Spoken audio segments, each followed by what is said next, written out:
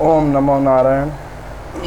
ओम मंगलम भगवान विष्णु मंगलम गुरुदेव मंगलम पुंडरीकाक्ष मंगलाय तनो हरे। गुरु ब्रह्मा गुरु विष्णु गुरुदेवो महेश्वर गुरु साक्षात् परब्रह्म तस्मै श्री गुरुवे नमः। हरे कृष्णा कृष्णा कृष्णा हरे हरे, हरे राम राम राम हरे हरे है। श्री नारद पुराण जी की कथा, जिसका आज 22वां दिवस है। इस 22वें दिवस के अंदर में सर्वप्रथम श्री नारद पुराण जी की कथा का मूल पाठन होगा। मूल पाठन के बाद में उस कथा का प्रासंगिक रूप में व्याख्यान किया जाएगा। गत आज 21 दिनों से ये जो कथा चल रही है, धीरे धीरे ये कथा समापन की ओर आ रही है और उस कथा की श्रृंखला में आज 22वां दिन है। इस 22वें दिन के अंदर में सर्वप्रथम पहले कथा के मूल पाठ को पाठन किया जाएगा, उसके बाद में पूर्ण रूप से इसका व्याख्यान किया जाएगा। ब्रह्मा जी से मरीचि जी कहते हैं कि हे ब्रह्म देवता, इस नारद पुराण के अंदर में चतुर्भाग के अंदर में कौन सी कथा है? तो वो कहने लगे कि हे शुभे, वैदिश नगर में राजा रुक्मांग नाम से एक प्रसिद्ध राजा थे। उनकी पत्नी का नाम संध्यावली था, जो रूप में तुम्हारे ही समान थी। उसके गर्भ से राजकुमार धर्मांग का जन्म हुआ था, जो पिता से भी अत्यधिक प्रतापी थे। 1 लाख हाथी का बल था और प्रताप में तो वो सूर्य के ही समान थे। क्षमा में पृथ्वी के, गंभीरता में नाना प्रकार के थे। राजकुमार धर्मांग की राजनीति में बृहस्पति शुक्राचार्य को भी परास्त कर दिया था उन्होंने।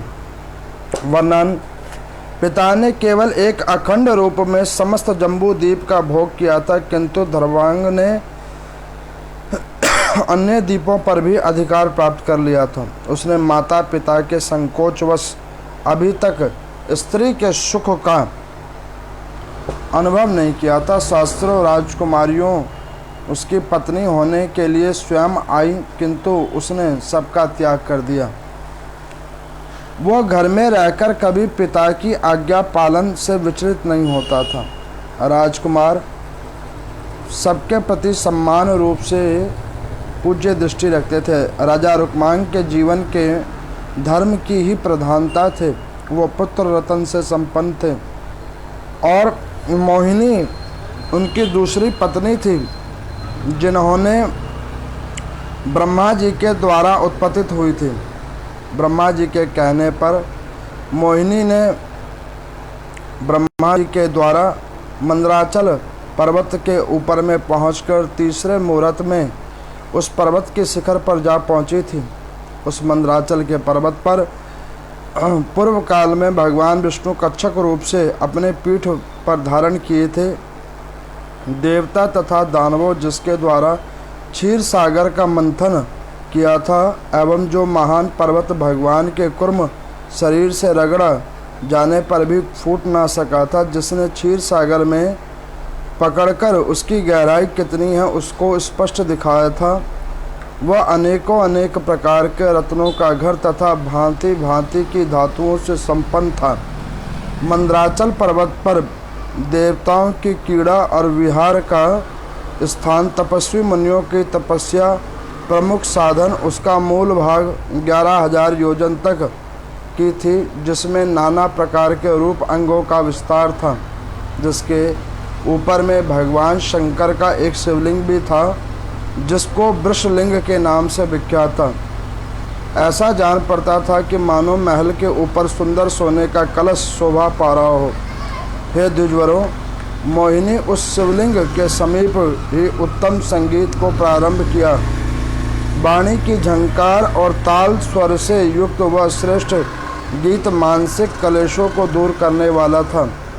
वह सुंदरी शिवलिंग के अत्यंत निकट होकर मूर्छा और तलाश के साथ गंधर्व स्वर में गीत गायन कर रहे थे।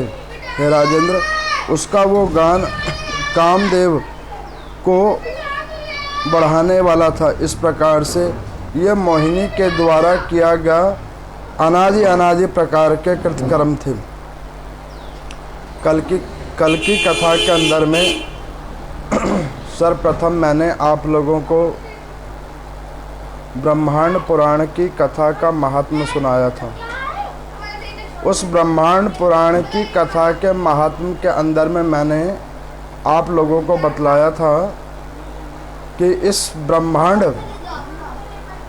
के अंदर में भगवान ने किस किस जीवात्मा को कैसे कैसे कर्म बंधनों के अंदर बांध रखा है, जीवात्मा कैसे पाप और पुण्यों को भोगती है, उसका व्याख्यान 17,000 श्लोकों के माध्यम से किया गया था। फिर मैंने आप लोगों को प्रसंग की तौर पर में एक कथा को सुनाया था, जिस कथा के अंदर में अर्जुन ने भगवान श्री कृष्ण से पूछा था कि हे प्रभु, कोई तो ऐसे मैंने पुण्य कर्म किए होंगे जिस पुण्य कर्म के प्रभाव से मेरे को आपका सानिध्यता मिला। ये कथा मैंने कल आपको सुनाया था, जिसमें आपने देखा था कि भगवान और श्रवण किया था कि भगवान श्री कृष्ण ने पूर्व जन्म का कर्म बंधन वर्तमान जीवन के साथ हर जीव आत्मा के साथ कैसे जुड़ा हुआ होता है, वो उदाहरण तौर पे अर्जुन के माध्यम से चराचर जीवात्माओं को एक कथा के रूप में मैंने आपको श्रवण करवाया था। और इस नारद पुराण के अंदर में वो कथा का व्याख्यान था।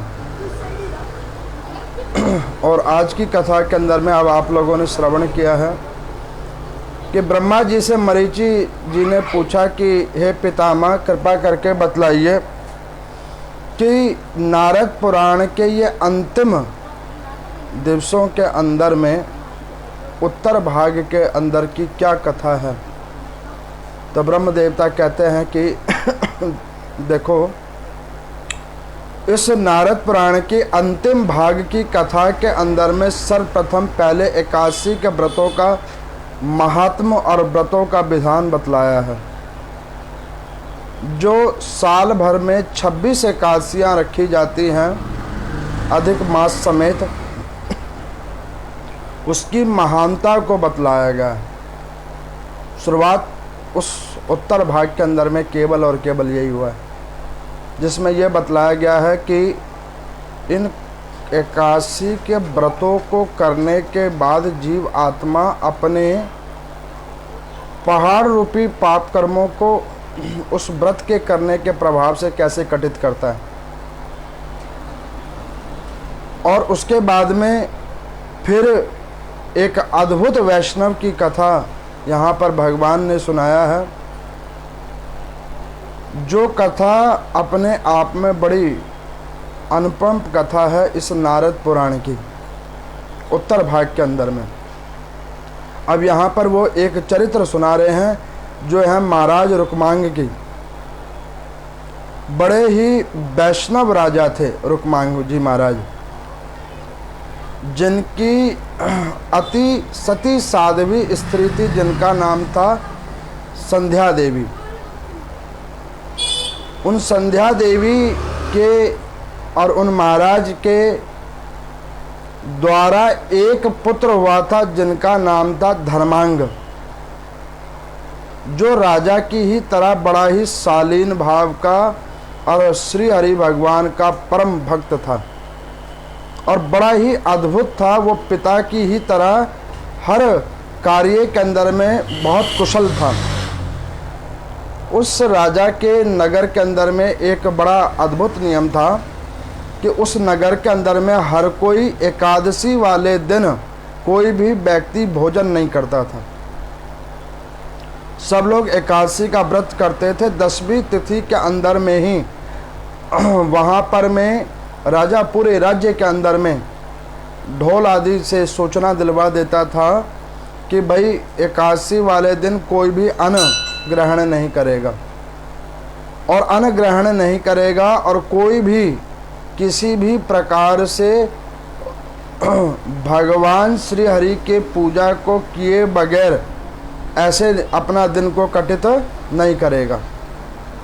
उस एकादशी के व्रत के करने के प्रभाव से और एकादशी तिथि के अंदर में भगवान नारायण की कीर्तन संकीर्तन करने के प्रभाव से वो क्षेत्र, वो राज्य अति शुद्ध हो गया था। यहाँ पर नारद जी जब ये बता रहे हैं तो सूजी ने पूछा कि प्रभु ये तो बड़े अद्भुत राजा हो गए हैं, जिन्होंने खुद तो हरि की सानिध्यता प्राप्त करना चाहा ही चाहा है, लेकिन अपनी प्रजा को भी ये मुक्त करवाने लगे हैं। तो नारद जी कहने लगे कि देखो ये तो हर व्यक्ति जो वैष्णव है, जो साधु है, वो यही चाहता है कि वो अकेले ही ना तरे, वो सबको साथ लेकर तारे, वही वैष्णव है। तो वो राजा रुक्मांग कुछ इसी प्रकार के थे। अब जैसे ही कुछ समय कल्प बीता तो राजा रुक्मांग के प्रदेश के अंदर में जो भी कोई मरता वो सीधे बैकुंठ जाता, जो राजा का नियम था। और मैंने आप लोगों को पीछे कई कथाओं के अंदर में, कई पुराणों की कथा के अंदर मैंने आपको श्रवण करवाया था ना कि देखो, चाहे कोई हास्य के अनुसार भी भगवान नारायण का पूजन व्रत साधन तप कर लेता है तो भगवान उसको प्राप्त हो जाते हैं, कोई हास्य के प्रभाव से भी कर ले। तो यहाँ तो राजा पूर्ण निष्ठा से प्रजा को, और वो खुद भी बड़े भावपूर्ण तरीके से इस व्रत को कर रहा है।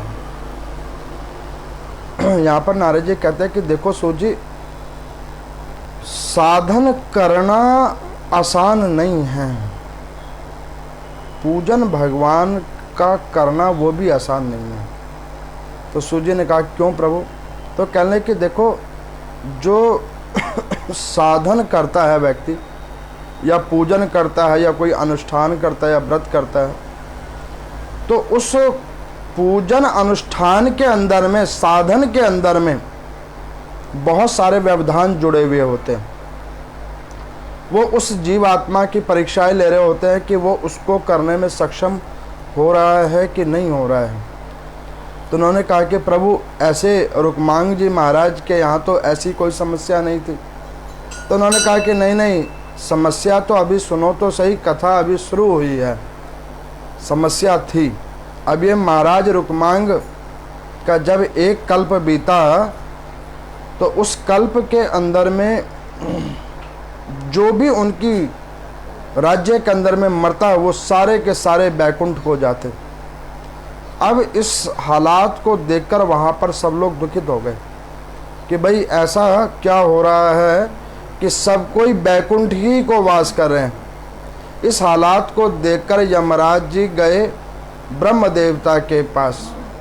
ब्रह्म देवता को कहने लगे कि पितामह, आपने हमें एक कार्य सौंपा था नरक का, नरक की देखरेख करने का, लेकिन अब आप देखो कि इस राजा ने, इस रुक्मांग जी महाराज ने अपने क्षेत्र के अंदर में एकादशी व्रत की महिमा को इतना प्रचारण प्रसारण करवा दिया है, हरि नाम संकीर्तन का इतना प्रचार प्रसार करवा दिया है कि वहाँ पर जितने भी जीव आत्मा हैं सब बैकुंठ को जा रहे हैं। और हम लोग बगैर काम के पूरे दिन नरक के अंदर में बस ये देखते रहते हैं कि पृथ्वी लोक से कोई आए तो उनके ऊपर में कोई कर्म फल का अनुसार उनको नरकों में भेजा जाए। लेकिन इन्होंने हमारा सब का कार्यों को बंद कर दिया है। ब्रह्म देवता ने कहा कि देखो यमराज,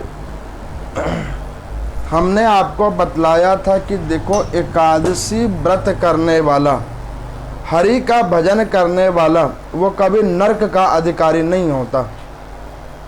तो उन्होंने कहा कि ये बात तो प्रभु आपके बिल्कुल सत्य है कि ये सब करने वाला कभी नरक का अधिकारी नहीं होता, लेकिन प्रभु एक बात बतलाओ कि अब इस प्रकार से फिर तो नरक का जो क्षेत्र है वो खाली हो जाएगा। तो उन्होंने कहा कि नहीं नहीं, नरक का कभी क्षेत्र खाली नहीं होगा और नरक कभी खाली भी नहीं रहेगा।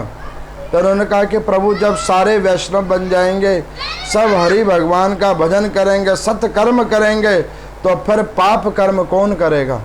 तो उन्होंने कहा कि रुक जाओ, उसका भी हम कुछ देखते हैं तरीका। अब यहाँ पर नारद जी से सूत जी ने पूछा कि प्रभु एक चीज़ बताओ कि भगवान भी चाहते हैं कि लोग पाप कर्म करें। तो नारद जी कहने लगे कि नहीं, भगवान नहीं कहते कि पाप कर्म करो। भगवान किसी को भी दुखी नहीं देखना चाहते। भगवान चाहते हैं कि सब सुखी रहें। उनसे उत्पन्नित जितनी भी आत्माएं हैं वो अंत में परमात्मा को प्राप्त हो, वो चाहते हैं। भगवान कभी नहीं चाहते कि उनके द्वारा उत्पत्तित कोई भी आत्मा दुखित हो।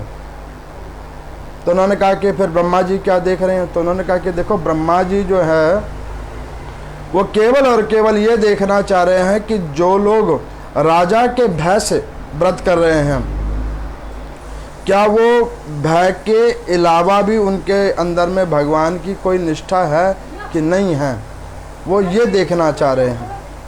और उसी निष्ठा के ऊपर में सारा खेल होगा। तो यहाँ पर ब्रह्म देवता ने यमराज को कहा कि तुम घबराओ मत, तुम्हारे क्षेत्र को बचाने के लिए हम एक और कर्म करते हैं, रुक जाओ। महाराज रुक्मांग का जो है सो हम परीक्षा ले लेते हैं कि वो कितना अडिग है सनातन धर्म के अंदर में, वैष्णव संप्रदाय के अंदर में, उसकी परीक्षा कर लेते हैं।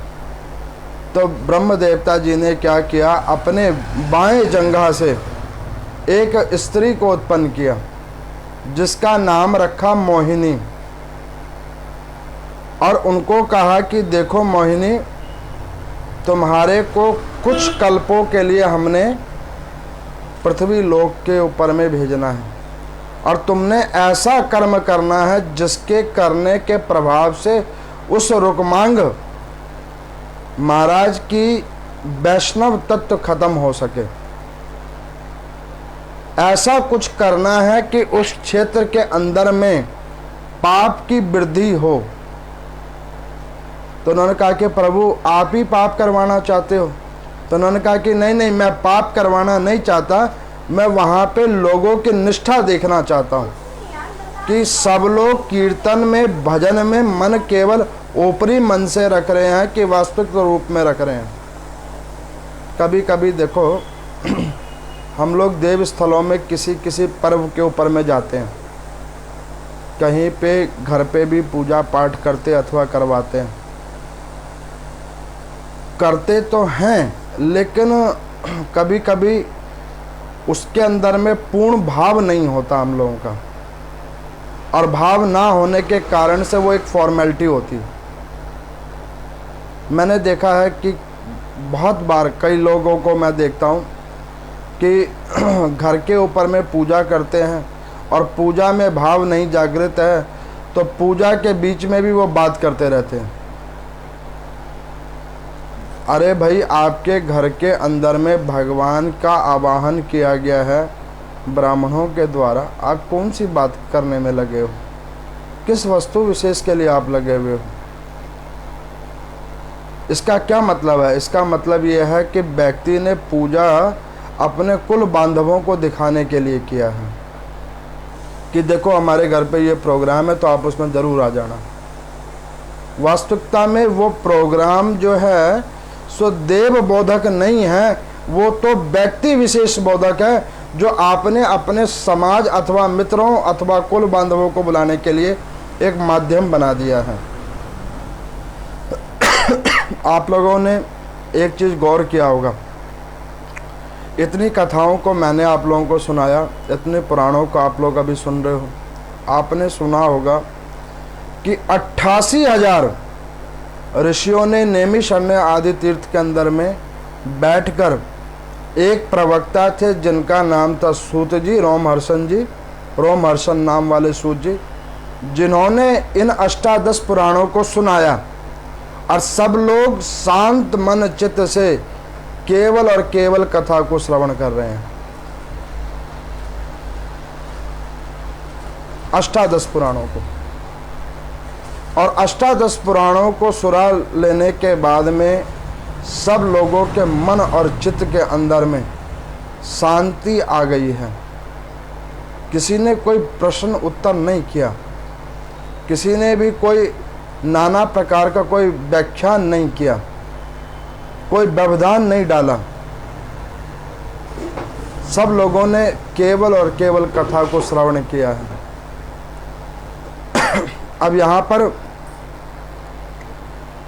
महाराज रुक्मांग की परीक्षा को लेने के लिए वो मोहिनी उतर के आई, और मंदराचल पर्वत की कंदराओं के ऊपर से होते होते होते होते वो राजा के नगर के अंदर में प्रवेश किया। उन्होंने जब राजा के नगर के अंदर में उन्होंने प्रवेश किया तो सबसे पहले जो छोटी जाति के लोग थे, उन छोटी जाति शूद्र वर्णों वाले लोगों को अपने मधुर गीत को सुनाना उसने शुरू किया।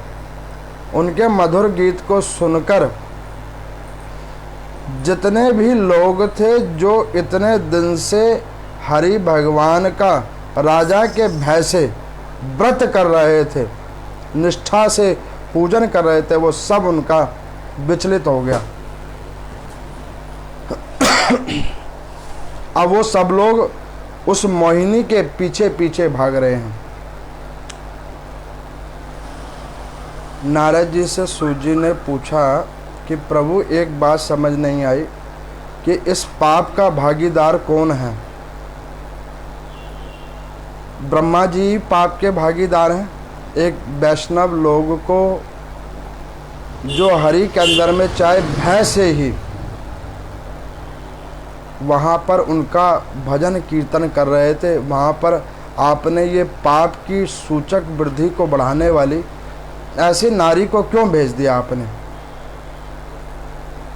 तो उन्होंने कहा कि देखो ऐसा कुछ भी नहीं है, हमने किसी को नहीं भेजा और उन्होंने कुछ नहीं किया है, ये तो एक परीक्षा ली जा रही है। ब्रह्मा जी परीक्षा ये इसलिए ले रहे हैं कि जो हर व्यक्ति जो एक तरफा नाम संकीर्तन करके सीधे बैकुंठ जा रहा है, आधा भाग लेके, पूर्ण भाग लेके, चौथाई भाग लेकर, उसकी सत्य को प्रखरता रूप में देखने के लिए। तो यहाँ पर सूत जी से किसी ऋषि ने पूछा कि प्रभु बैकुंठ के अंदर जाने के बाद भी जीवात्मा वापस आ जाता है। तो उन्होंने कहा हाँ, उसके बाद भी वापस आ जाता है। उन्होंने कहा वो कैसे? आपने तो कहा था कि ब्रह्मलोक तक जितने भी जीवात्मा हैं वो जाते हैं और उसके बाद वो आते जाते रहते हैं, लेकिन जो बैकुंठ चला जाता है उसके बाद वो वहाँ से वापस नहीं आता, वो परम पद को प्राप्त कर लेता है। तो आप अभी कह रहे हो कि बैकुंठ से भी व्यक्ति वापस आ जाता है? उन्होंने कहा कि हाँ आ जाता है। उन्होंने कहा कैसे? जैसे कि अब आपको मैं बता रहा हूँ। अभी इस कथाओं को कोई सुन रहा है, कहीं पे कोई कीर्तन सुनने जा रहा है, अच्छा किसी को कुछ चीज़ अच्छा लगा होगा, किसी और संत की वाणी का अच्छा लगा होगा, उसको वो अपने जीवन में ढाल लेता है, उसके ऊपर में वो साधन करना शुरू करता है। अब वो साधन तो करता है लेकिन साधन उस निष्ठा से नहीं होता। कहने का अभिप्राय, मान के चलो पांच विषयों के ऊपर में परीक्षा लिया जा रहा है, Hindi, English, math, science, SST. उसके अंदर में 2 विषयों में 100 में से 100 नंबर है, बाकियों में 80 नंबर है। 100 में से 80 करके नंबर है। तो वो व्यक्ति ना तो प्रथम की श्रृंखला में है और ना ही वो द्वितीय की श्रृंखला में है, ना तो वो फर्स्ट है ना वो सेकंड है, वो बीच में आके फंस चुका है। उसी प्रकार से जो व्यक्ति बैकुंठ के अंदर में छोटे छोटे किसी संत के आशीर्वाद के रूप में कोई किए गए तप दान के प्रभाव से जो जीवात्मा एकदम से बैकुंठ में पहुंच जाते हैं, जो क्षणिक पुण्यों को लेकर पहुंचते हैं, तो वो भी फिर बीच में ऐसे वापस आ जाया करते हैं। तो उन्होंने कहा कि प्रभु फिर बैकुंठ में कैसे पूर्ण रूप से रहा जाए। तो उन्होंने कहा कि बैकुंठ के अंदर में जिसको पूर्ण रूप से वास करना है तो उसको तदंतर तक एक मत होकर भगवान का संकीर्तन करना पड़ेगा, ओम नमो नारायण का जाप करना पड़ेगा।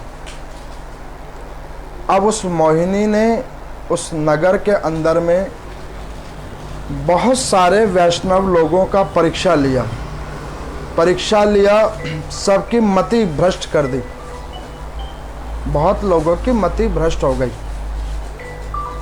अब वो मति भ्रष्ट करते करते उन्होंने क्या किया कि वो आगे बढ़ते मोहिनी अपने क्षेत्र के अंदर में आ गई।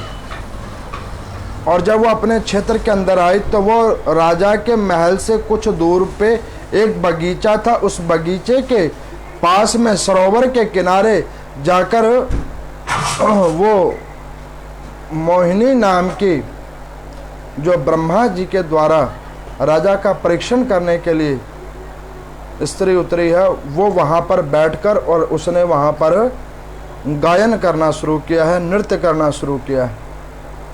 तो सबसे पहले राजा के बेटे ने देखा, धर्मांग ने। तो धर्मांग जी ने जब देखा तो मैंने अभी कथा के अंदर में आपको बतलाया कि राजा रुक्मांग की जो संतान है धर्मांग, वो राजा की ही तरह बहुत प्रतापी है। वो बगैर अपने माता पिता की इच्छा के कोई वो कार्य नहीं करते, ऐसे अद्भुत हैं। उनकी भी एक बड़ी अद्भुत चरित्र है। जो माता पिता के वचनों को माने, जो गुरुजनों के वचनों को माने, वो व्यक्ति कभी भी अंधकार में नहीं रह सकता। उस मोहिनी ने धर्मांग जी को बुलाया और उनको कहा कि धर्मांग आप सुनिए। तो उन्होंने कहा कि देवी, सुनने और कहने के लिए आप हमारे महाराज, हमारे पिताजी से बात कीजिए, क्योंकि हम सुनने और कहने के लिए तो यहाँ पे और किसी चीज़ों का सुझाव देने के लिए हम यहाँ पे नहीं हैं।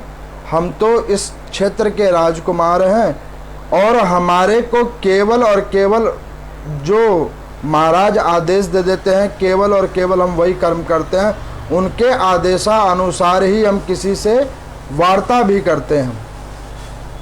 यहाँ पर नारद जी कहते हैं कि ऐसे उच्च संस्कारी उन रुक्मांग जी महाराज के पुत्र हैं धर्मांग जी महाराज। मोहिनी ने नाना प्रकार से धर्मांग जी का परीक्षण करना चाहा, लेकिन धर्मांग जी ने कोई उत्तर नहीं दिया। अंत में वो वहाँ से जब चलने लगे तो रानी ने कहा, उस मोहिनी ने कहा कि अच्छा धर्मांग जी एक काम करेंगे। तो उन्होंने कहा क्या? तो उन्होंने कहा कि जो महाराज हैं रुक्मांग जी, उनको आप हमारे पास में बुलवा दीजिए। तो उन्होंने कहा कि देवी, भक्त को भगवान के दर्शन करने के लिए खुद अग्रसर होकर जाना पड़ता है, प्यासे को कुएं के पास जाना पड़ता है, कुआं प्यासे के पास नहीं आता है।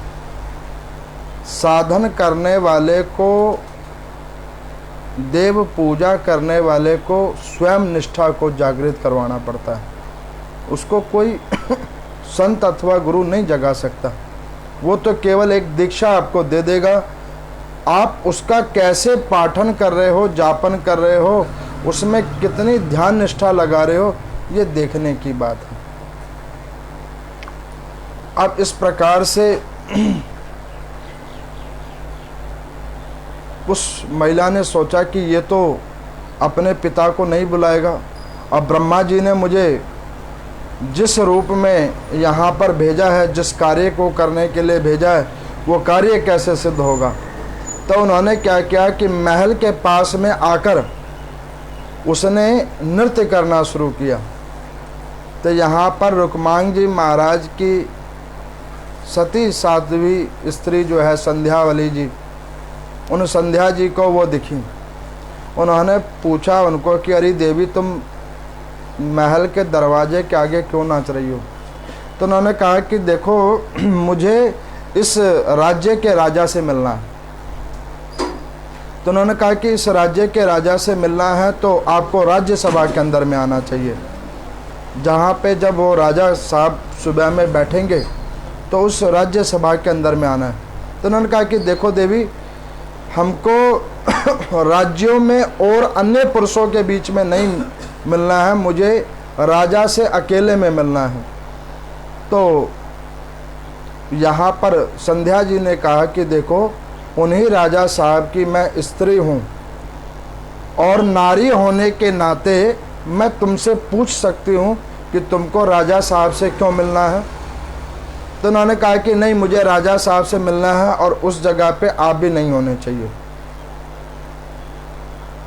यहाँ पर नारद जी कहते हैं सूत जी को कि देखो, जब पाप आदमी भोगने पे आता है ना, तो वो उसका भागीदार कोई भी नहीं बनता है। तो उन्होंने कहा कि वो कैसे? तो कहने लगे कि देखो, वो पाप बनकर वो मोहिनी आई हुई है, धर्मांग को भी छोड़ दिया, रानी को भी छोड़ दिया। वो पाप केवल और केवल महाराज रुक्मांग की प्रतीक्षा कर रही है, सबसे संपर्क कर रही है, लेकिन रास्ता केवल एक ही ढूंढ रही है, महाराज रुक्मांग का। उसी प्रकार से जो पाप कर्म होता है वो व्यक्ति को स्वयं भोगना पड़ता है, उसका परिवार बांधव नहीं भोगता है, वो तो खुद ही भोगना पड़ता है।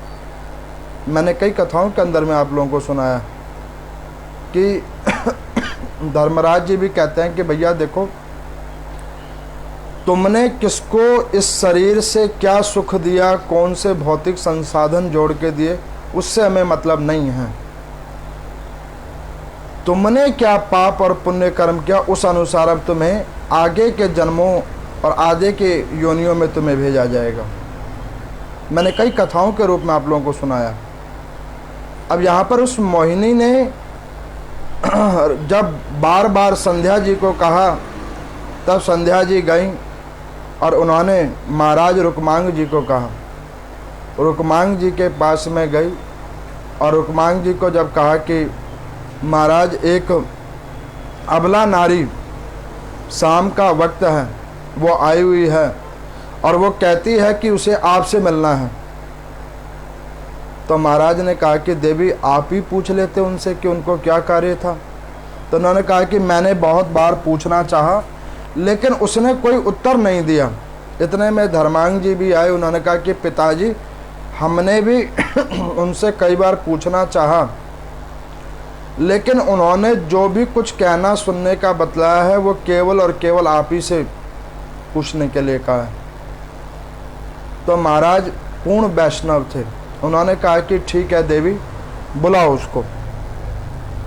तो वो कहती है मोहिनी कि देखो, हम किसी के महल के अंदर नहीं जाएंगे, राजा साहब को मेरी बात को सुनने के लिए नगर से बाहर आना पड़ेगा।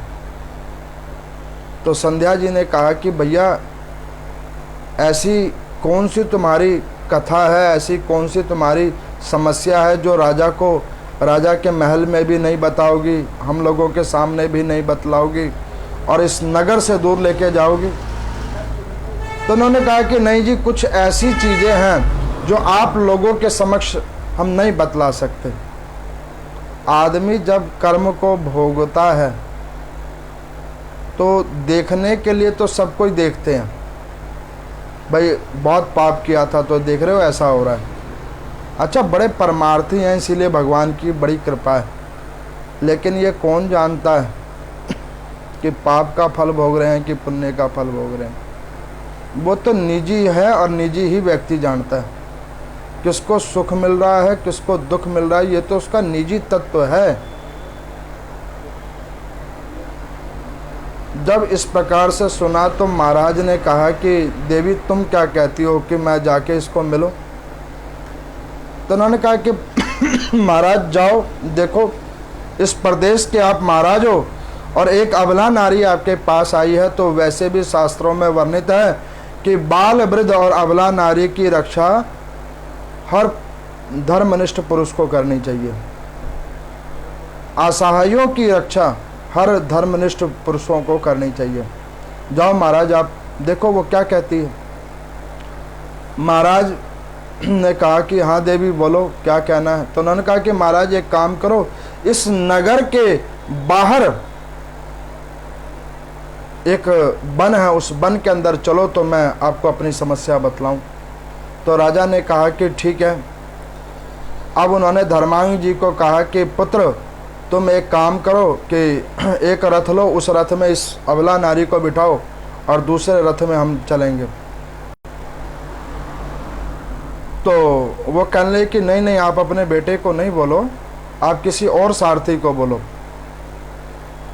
कभी कभी हम लोग सोचते हैं कि जो हम पाप कर्म कर रहे हैं वो उसका प्रभाव हमारे बच्चों पे ना पड़े। बहुत लोग क्या करते हैं, अल्कोहलिक होते हैं, नशा करते हैं, वो सोचते हैं कि उसका प्रभाव हमारी संतानों पे ना पड़े। लेकिन जो पूर्ण अल्कोहलिक व्यक्ति है, कितने दिन तक वो उस प्रभाव से अपने बच्चों को बचा कर रखेगा? जब खुद ही वो व्यक्ति होश में नहीं है तो वो उपदेश कैसे देगा?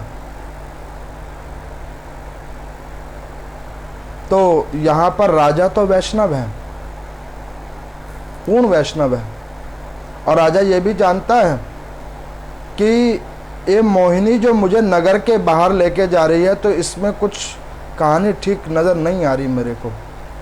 अगर ये वाकई में किसी चीज़ों से पीड़ित होती या कोई इसको समस्या होती तो इसने मेरे बेटे को बता दिया होता, मेरी स्त्री को बता दिया होता, अथवा मेरे कई बार पूछने के बाद ये मुझे बता देती। अब मुझे लग रहा है कि ये कोई ठीक कारण नहीं है। तो राजा साहब ने सोचा कि भविष्य को बचा कर रखना चाहिए। वर्तमान आप कैसा भी भोग रहे हो कोई बात नहीं, लेकिन अपने भविष्य को बचा के रखिएगा। जिस दिन भविष्य खत्म हो गया ना तो वो वर्तमान भी खत्म हो जाएगा अपने आप में। उज्जवल भविष्य को बचाओ। अब राजा साहब ने पुत्र को कहा कि बेटा तू रुकी जा, कोई बात नहीं। सारथी को बोला कि भैया इसको बिठाओ, ले चलो। यहाँ पर उनका बेटा भाग कर गया कुल के गुरुदेव भगवान के पास, वामदेव जी के पास। उनको कहा कि गुरुदेव ऐसे ऐसे अभी शाम को एक महिला आई है, वो महाराज को अपने साथ नगर के बाहर लेकर गई है, आप देखो इसमें क्या होगा। जब ये देखा तो गुरुदेव भगवान कहने लगे कि बेटा कुछ अनिष्ट होने वाला है, मुझे अपने ज्ञान रूप से नज़र आ रहा है। तो वो कहने लगे कि गुरुदेव इस अनिष्ट काल में बचने का कोई उपाय बतलाओ। तो उन्होंने कहा कि बचने का एक ही उपाय है कि तू अब अपने घर पे जा, अपनी माँ को कह कि ओम नमो नारायण का जाप करना प्रारंभ करे, क्योंकि वो नारी कोई साधारण नारी नहीं है, वो नारी कोई रूप लेके आई है। कभी कभी कुछ चीज़ें अनहोनी हो जाती है हम लोगों के साथ में। हम लोग सोचते हैं कि भाई ये कोई बात नहीं, ऐसे ही हो रहा होगा, लेकिन वो ऐसे नहीं हो रहा होता। कभी कभी हम ऐसे भयावह सपने देख लेते हैं, हमें लगता है कि ऐसे ही हो गया होगा, जबकि वास्तविक में वो वैसे नहीं हो रहा है। वो कोई ना कोई एक रूप लेके आया हुआ है जो आगे का आपको सूचना देना चाह रहा है कि भविष्य में आपके साथ क्या होने वाला है। वहाँ पर कुछ समझदार लोग होते हैं कि उस संकेत को समझ लेते हैं, बाकी के लोग रात की नींद समझकर छोड़ देते हैं। अब यहाँ पर गुरुदेव की वाणी को सुनकर वो पुत्र घर पर गया और माता को कहा कि माता, गुरुदेव भगवान ऐसा कहते हैं, ओम नमो नारायण का जाप करो, भगवान श्री हरि की मूर्ति की स्थापना करो और उनका पूर्ण रूप से पूजन और पाठ क्रमशः शुरू करो। अब यहाँ पर रुक्मांग जी महाराज उस मोहिनी नाम वाली स्त्री को लेकर, जो ब्रह्मा जी से उत्पत्ति है, वो लेकर गए।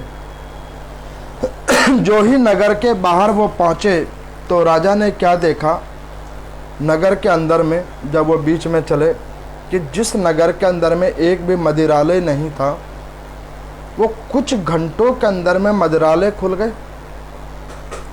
जिस क्षेत्र के अंदर में मांस का भक्षण नहीं हो रहा था, वहाँ पर अधिकांश लोग मांस काट रहे हैं कुछ घंटों के अंदर में। जहाँ पर व्यभिचार नहीं होता था, उस क्षेत्र में खुले आम सरे आम व्यभिचार हो रहा है। राजा देखकर बड़ा चिंतित हुआ। राजा समझ गया कि अब कुछ ठीक नहीं होने वाला। यहाँ पर नारद जी कहते हैं कि देखो सूत जी, हर व्यक्ति को भगवान उसके आने वाले समय का आभास करवा देते हैं कि उसके साथ कल क्या होने वाला है। पहले ही आभास करवा देते हैं कि कल उसके साथ क्या होने वाला है। हाँ, हम लोग उसे देखते नहीं हैं। क्यों नहीं देखते हैं? क्योंकि हमारा विश्वास ही अडिग नहीं है। हम अपने मन की बात तो जान तो लेते हैं, लेकिन उसमें विश्वास नहीं करते। वो सोचते हैं कि मन झूठ कह रहा होगा। आप एक चीज़ देखो कि आँखों से आपने देखा, कानों से सुना, दिमाग ने उसके ऊपर में विचार किया, लेकिन जो मन है इन सब के अंदर जो बैठा हुआ है, और मन के अंदर जो आत्मा बैठी है, और उस आत्मा में जो परमात्मा बैठी हुई है, जो शरीर के भीतर से देख रही है सत्य चीज को, हम उसके ऊपर विश्वास नहीं करते। अब यहाँ पर राजा ने देखा कि ये कुछ ठीक नहीं हो रहा। अब राजा ने सोचा कि चलो जो होगा सो होगा। अब राजा ने वहाँ पर कुछ भी नहीं किया। अब वो राजा अपने नगर से बाहर आए और उस वन के अंदर पहुँच गए, और उस मोहिनी ने कहा कि सारथी को कि भैया यहाँ रथ रोको, और रथ रोक दिया। रथ रोकने के बाद में उसने वहाँ पर नाचना शुरू किया। राजा देखकर बड़ा विस्मित हुआ कि भैया ये तो मेरे से कोई चीज़ की सहायता मांगने के लिए आई थी, कोई बात कहने के लिए आई थी, ये नाच क्यों रही है? देखो, जब व्यक्ति धन अत्यधिक कमा लेता है तो उसमें एक गंधी आ जाती है जिसे कहते हैं मद। वो मद आँखों के आगे ऐसे ही नाचने लगता है। उस मद के अंदर में व्यक्ति सारी चीज़ों को भूल जाता है, क्या हो रहा है, सही और गलत का विचार भी भूल जाता है। उसकी परीक्षण करने की शक्ति भी खत्म हो जाती है उस व्यक्ति की। अब वही हालात रुक्मांग जी की हो रही है। अब राजा ने सोचा कि भाई ऐसा क्या हुआ है जो वो महिला आई थी हमसे कुछ पूछने के लिए और वो यहाँ पे नाच रही है। उन्होंने कहा कि देवी, तुमने हमको बाहर में क्यों बुलाया है? ये नाच देखने के लिए बुलाया है? एक बार पूछा, दो बार पूछा, कोई उत्तर नहीं मिला। सारथी को कहा राजा साहब ने कि भैया इस लेडीज़ को रोको, ये बहुत देर से नाच रही है, इसका हाथ पकड़ो।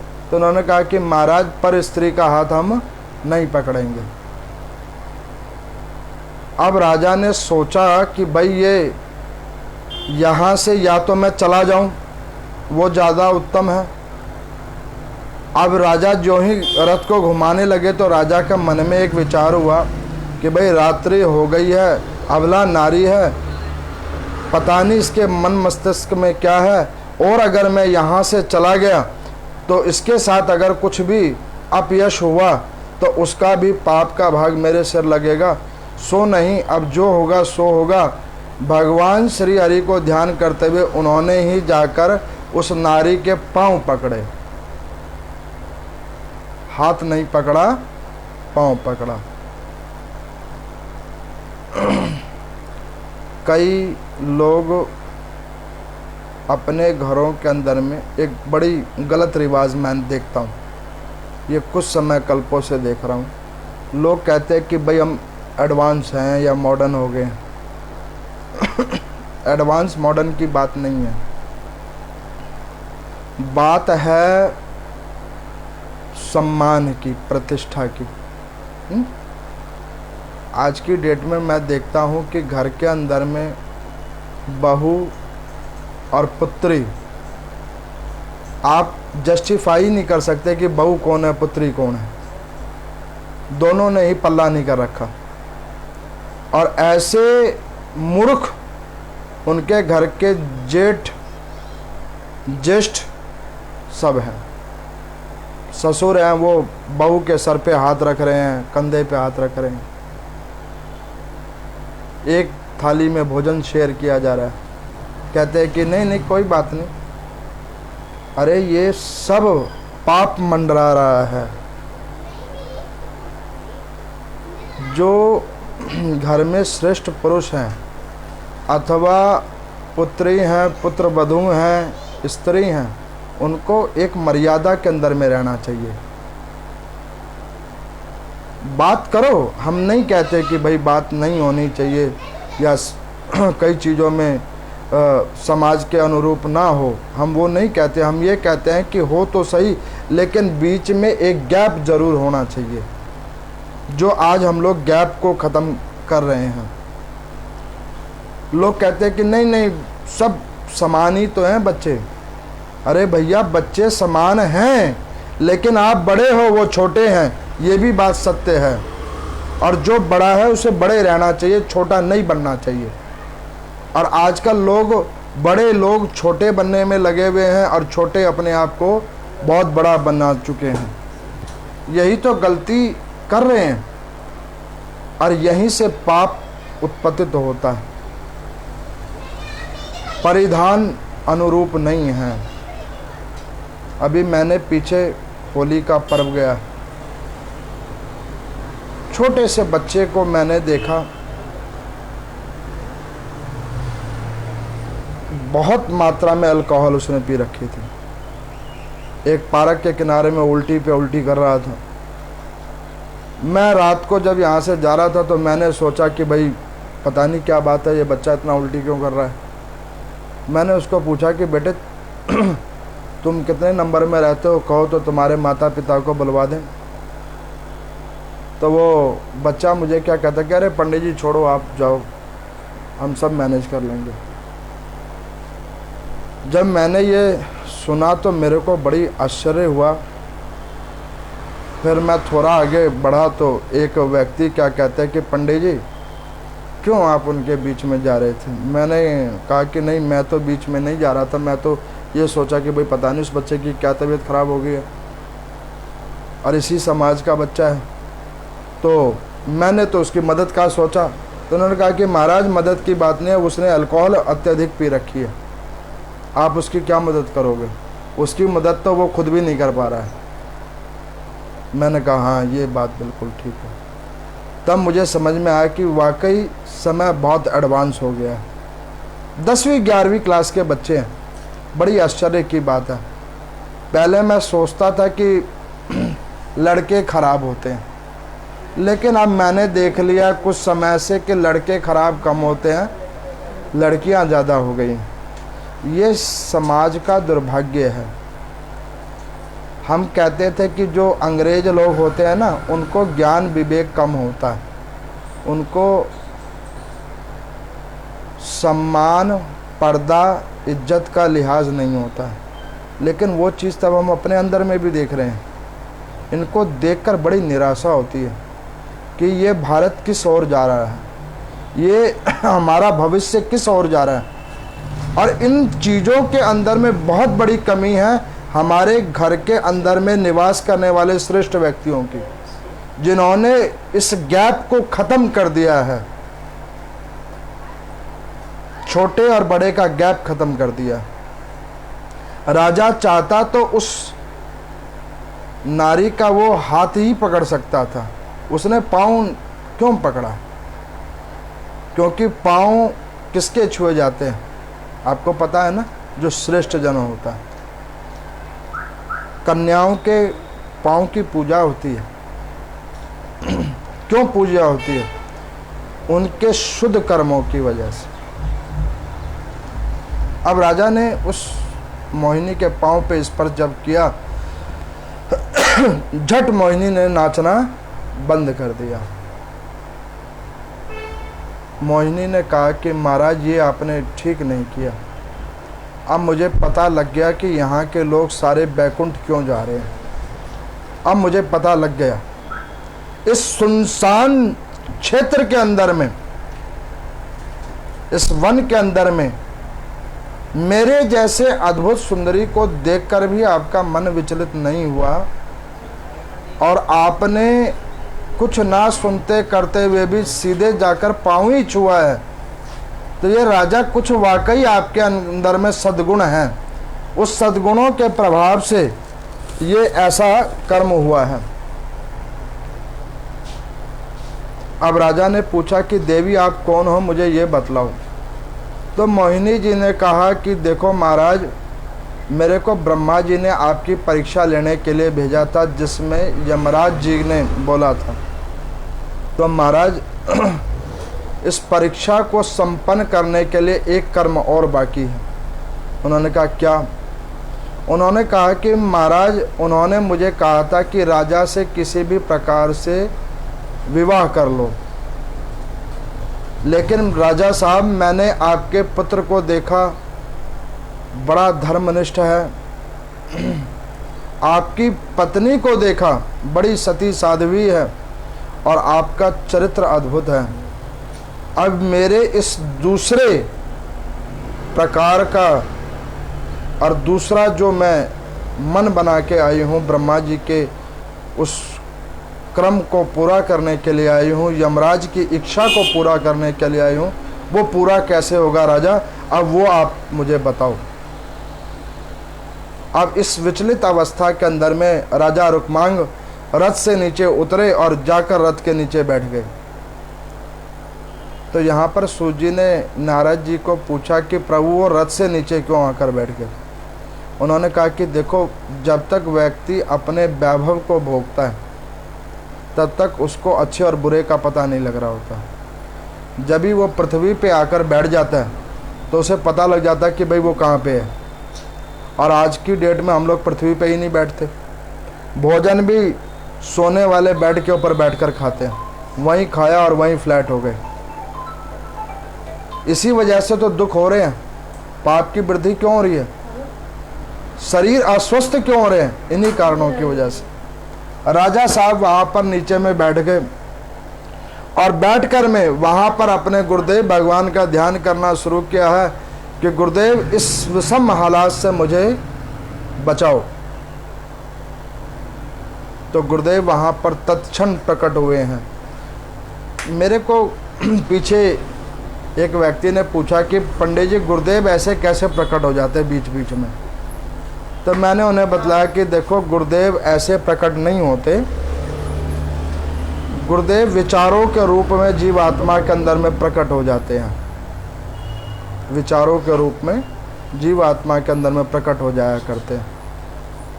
क्योंकि गुरु कोई व्यक्ति नहीं है, गुरु कोई धर्म नहीं है, गुरु एक मन के अंदर की शांति है, एक विश्वास है जो कहीं पे भी जागृत हो सकती है। गुरुदेव वहाँ पर आए, उन्होंने कहा कि राजा, तू इस परीक्षा के घड़ी में तू विचलित क्यों हो गया? तुझे मेरी दी हुई दीक्षा पे विश्वास नहीं जगा क्या? उन्होंने कहा कि गुरुदेव विश्वास तो जगा, तभी तो मैं ज़मीन पर बैठ गया। और आपने मुझे एक बार कहा भी था कि जब कोई भी आसरा ना नज़र आए जीवन में अपने दुख की घड़ी में, तो एक काम करना, अपने इष्ट भगवान का ध्यान करना शुरू कर देना, अपने गुरुदेव भगवान का ध्यान करना शुरू कर देना, तो आपका कार्य अपने आप सुलभ हो जाएगा।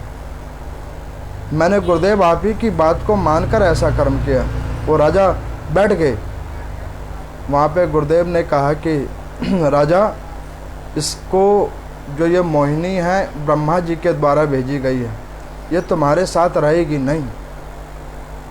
तो उन्होंने कहा कि फिर?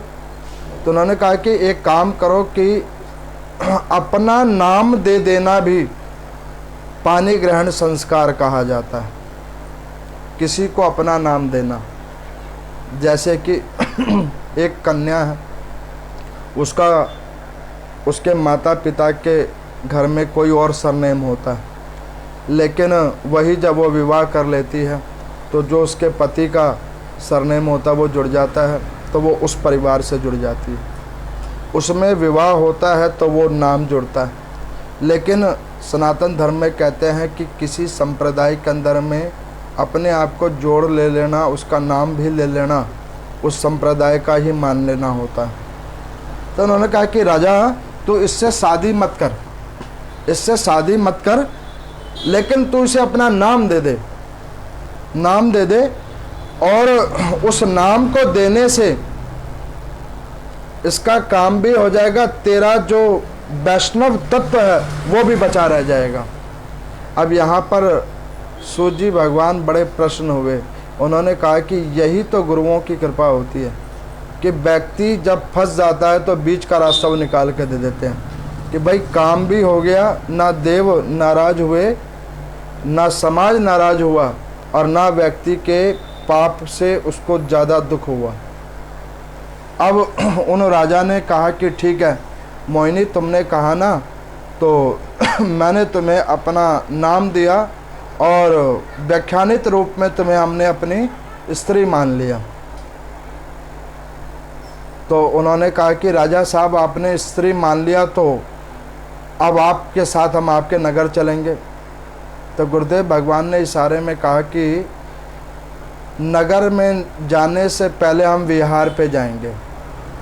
तो उन्होंने कहा विहार पे जाओगे? तो उन्होंने कहा हाँ, घूमने के लिए जाएंगे, नगर में हम बाद में जाएंगे। तो उन्होंने कहा कहाँ घूमना है? तो उन्होंने कहा कि देखो देवी, हर व्यक्ति का अपना अपना टेस्ट है। किसी को पार्क के अंदर में बैठकर चुगली करने में आनंद आता है, किसी को इधर उधर लड़ झगड़ में आनंद मिलता है, किसी को कीर्तन करने में आनंद मिलता है, कईयों को ये कथा सुनने में आनंद आ रहा है। सबका अपना अपना आनंद है ना। तो राजा साहब ने कहा कि एक काम करो, मेरा आनंद ये है और तुम्हें अगर मेरी स्त्री बनना है तो तुम्हें मेरे आनंद के अनुकूल होना पड़ेगा। तो उन्होंने कहा ठीक है। तो राजा साहब ने कहा कि देखो देवी, मैं हूँ पूर्ण वैष्णव। वो कहने लगे कि वो तो मुझे पता है। तो उन्होंने कहा कि देखो मैं वैष्णव हूँ तो मेरा दो नियम है, मैं हरि को अपने साथ रखता हूँ और हरि के द्वारा, हरि के रूप के वो संत हैं उनकी दीक्षा भी साथ में रखता हूँ। तो वो दोनों को मैं साथ लेकर चलता हूँ जहाँ भी जाता हूँ। यहाँ पर नारद जी से सूजी ने पूछा कि प्रभु, एक व्यक्ति दोनों को साथ लेकर कैसे चलेगा? तो उन्होंने कहा कि जो लोग कंठी माला पहनते हैं, कंठी माला पहनते हैं या दीक्षा माला लेकर चलते हैं जेब में, वो हो गए उसके गुरु की दी हुई दीक्षा, अथवा गुरुदेव भगवान उस माला के अंदर में वास करते हैं, वो उसके साथ हो गए। और दूसरा, इष्ट देव उसके अंदर में नाम संकीर्तन के अंदर में बैठे हुए हैं, जो उसके मन के अंदर में घूम रहा है। अब वो दोनों उस व्यक्ति के साथ चलते हैं जो वैष्णव है। अब उस राजा साहब ने क्या किया कि ये दोनों को साथ में लिया और सबसे पहले कहाँ आए हैं? तो हरिद्वार की क्षेत्र में आए। मोहिनी को कहा कि मोहिनी गंगा का स्नान करो। तो उन्होंने कहा कि महाराज, विवाह करने के बाद व्यक्ति और किसी रमणीक क्षेत्र पे जाते हैं, आप गंगा के स्नान पे लेके आए हो। तो उन्होंने कहा कि देखो, शुभ कर्म करने से पहले अपने मन क्रम वचन शरीर को शुभ करना चाहिए। तो इस गंगा के अंदर में प्रवेश करो, स्नान करो। अब मोहिनी को कहा कि पहले देवी तुम जाकर नहाओ, मैं तब तक यहाँ पे रुकता हूँ। मोहिनी गई, गंगा जी के अंदर में प्रवेश किए। अब वो ब्रह्मा जी के द्वारा बतलाएगी आधी बात भूल गई। अब राजा साहब ने पूछा, देवी अगर तुमने स्नान कर लिया हो तो हम आए नहाने के लिए? तो उन्होंने कहा हाँ महाराज।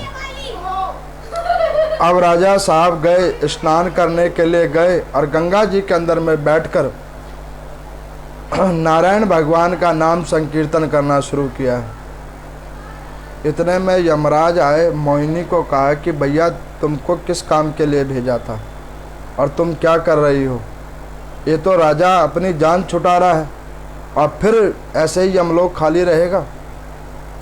राजा को कैसे भी करके यहाँ पे साधन मत करने दे।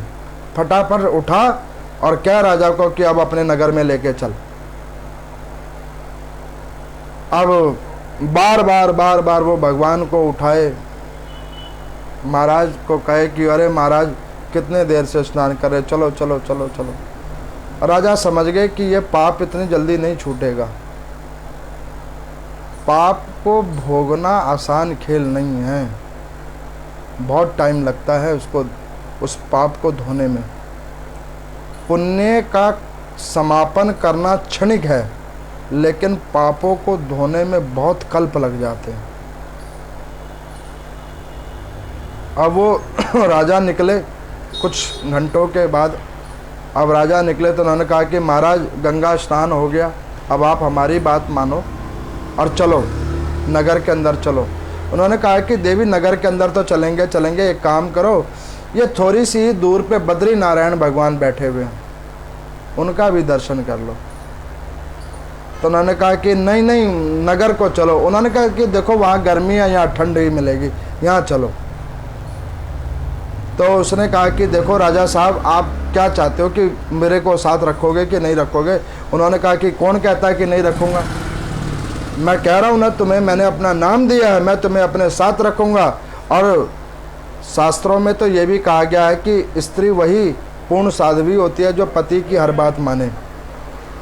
और मैं तो तुम्हें कोई पाप कर्म करने के लिए नहीं कह रहा हूँ, मैं तो तुम्हें केवल कह रहा हूँ कि गंगा स्नान कर लिया है तो एक बार चलकर नारायण भगवान के भी दर्शन कर लो। अब वहाँ पर मैं खूब कहा तो गंगा जी को स्नान करने से कुछ पुण्य तत्व तो मोहिनी के अंदर आ ही गई थी। अब उसने कहा कि ठीक है महाराज चलो। अब बद्री क्षेत्र के अंदर में जैसे ही पहुँचे, उस बद्री क्षेत्र के अंदर पहुँचने के बाद वहाँ पर बद्री नारायण भगवान के दर्शन करने के बाद वो पूरी बात भूल गई, सारा पाप कर्म खत्म हो गया। यहाँ पर सूजी कहते हैं कि भैया जो व्यक्ति भगवान के मंदिर में आने के बाद भी अगर पाप के अंदर लिप्त है तो उसको सोच लेना कि उसका नरक से भी ऊपर का कोई स्थान है। जो व्यक्ति इन पुराण की कथाओं को सुन लेने के बाद भी अगर उसके जाग नहीं खुल रही है तो वो सोच लेना कि उसके ऊपर में पाप कर्म बहुत ज़्यादा ही भाग में हावी हुआ पड़ा है। अब उस रुक्मांग जी महाराज ने ऐसे कर कर बद्री नारायण भगवान के पास में जाकर दर्शन करवाया और यहाँ पर उनकी सती साध्वी स्त्री वो ओम नमो नारायण का जाप कर रही हैं। पुत्र बैठकर ओम नमो नारायण का जाप कर रहा है। मेरे को एक बार किसी ने पूछा कि पंडित जी जाप का फल मिलता है? बिल्कुल मिलता है। कौन कहता नहीं मिलता है? बिल्कुल मिलता है, अगर आप शुद्ध भाव से करोगे। भाव शुद्ध करो, कामना शुद्ध रखो, सब कार्य सिद्ध होंगे। अब इस प्रकार से जब यमराज ने देखा कि ये भी काम नहीं बना तो वो फिर प्रकट हुए बद्रीनाथ के आगे। उन्होंने कहा कि एक काम कर, ये ले तलवार और इसका सर धड़ से अलग कर दे। अब ये जैसे ही बद्री नारायण के आगे सर टेके तो उसका सर धड़ से अलग कर दे। अब तेरे से और तो कुछ होने जाने वाला है नहीं, अब यही काम कर दे। तो उस मोहिनी ने कहा कि एक पाप कर्म तुमने हमसे ये करवाया कि भैया ऐसे वैष्णव के पास भेज दिया और उसके बाद में इसका मैं क्या बाल बाका करूँगी, ये ही मेरा सब कुछ बाका कर देगा। क्यों? इसके अंदर में इतना अद्भुत तेज है, इसके आगे खड़े होना असंभव है। तो उन्होंने कहा कि इसीलिए तो कह रहा हूँ, ये ले तलवार और इसका राजा का सर धड़ से अलग कर दे, बात ख़त्म कर। और जब ये नहीं रहेगा तो ना इतना वैष्णव चर्चों का व्याख्यान होगा और ना किसी प्रकार से ये समाज के अंदर में होगा और लोग फिर पाप कर्म करेंगे अच्छे से और नाना प्रकार के कर्म करेंगे तो अपने आप ही हमारा काम चलता रहेगा। कई लोगों के मन में ये विचार है, मैं कईयों के मन से मुंह से भी सुनता तो मेरा सुन के बड़ा आश्चर्य होता है। मेरे को कहते हैं कि पंडित जी एक टाइम आएगा कि विश्व में केवल और केवल मुसलमान रहेंगे, हिंदू नहीं रहेगा। और मैं उन मूर्खों को कहता हूं कि भैया ये ध्यान करके रखना, विश्व के अंदर में केवल और केवल शाश्वत धर्म सनातन धर्म रहेगा, बाकी सारे मजहब संप्रदाय एक समय कल्प के बाद में सब विलीन हो जाएगा, कुछ नहीं बचेगा। वो सिर्फ और सिर्फ जहां देखोगे वहां पे आपको केवल और केवल हिंदू ही नजर आएगा। आप देखना। और अगर ऐसा नहीं होगा तो आप ये भी मान के रखना कि जो अगर ऐसा नहीं हुआ तो फिर कलिक अवतार जो अभी होने वाला है भगवान का, वो टाइम से पहले हो जाएगा। फिर तो भगवान आएंगे और समुद्र के अंदर में सबको लिप्त करके चले जाएंगे, क्योंकि भगवान का अवतार तभी होता है जब पाप बढ़ जाता है। तो ये विश्वास करके रखना। और हिंदू की रक्षा हरि करते हैं, सनातन धर्म की रक्षा हरि भगवान करते हैं, उनकी रक्षा पता नहीं कौन करता है। तो हमारे को तो गारंटी है कि हमारी रक्षा भगवान करेंगे ही करेंगे, किसी ना किसी रूप में।